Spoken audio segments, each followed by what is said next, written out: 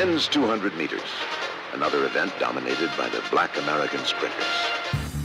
I was a senior at San Jose State when Tommie Smith came in as a freshman. He was the greatest sprinter that I've ever seen. Smith begins to pour it on and forges to the front. He literally flies toward the tape. I ultimately took a Woodrow Wilson fellowship to do PhD work and came back, and Tommie began to take classes from me.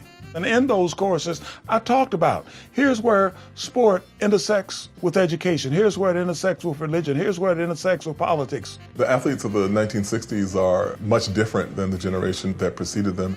You saw things like Lou Alcindor becoming Kareem Abdul-Jabbar, Muhammad Ali in refusing to go to Vietnam. The real enemies of my people are right here, not in Vietnam.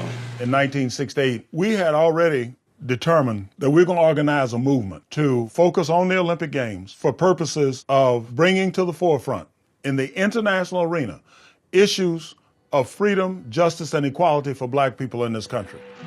Because up until then, the prevailing notion was that black concerns with civil rights stops at the water's edge. We don't air our dirty laundry before the world.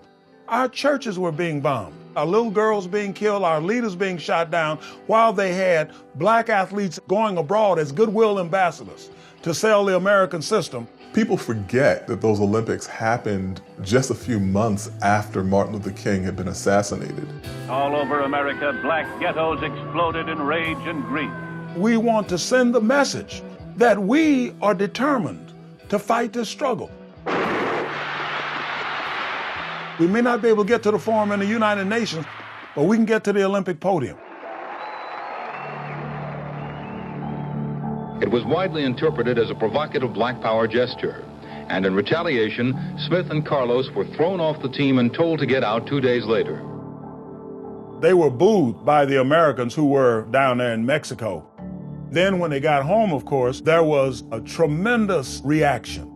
The death threats came rolling in. I was fired from my teaching position at San Jose State. Do you think you represented all black athletes in doing this? I can say I represented black America. It wasn't simply a reflection of black militancy.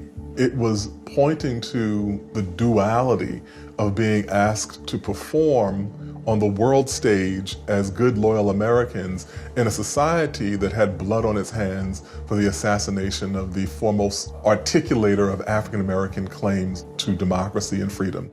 You'll never see me stand up and tell this thing, national anthem represents me. Right now, it doesn't represent me. And so, in a way, that's a kind of distillation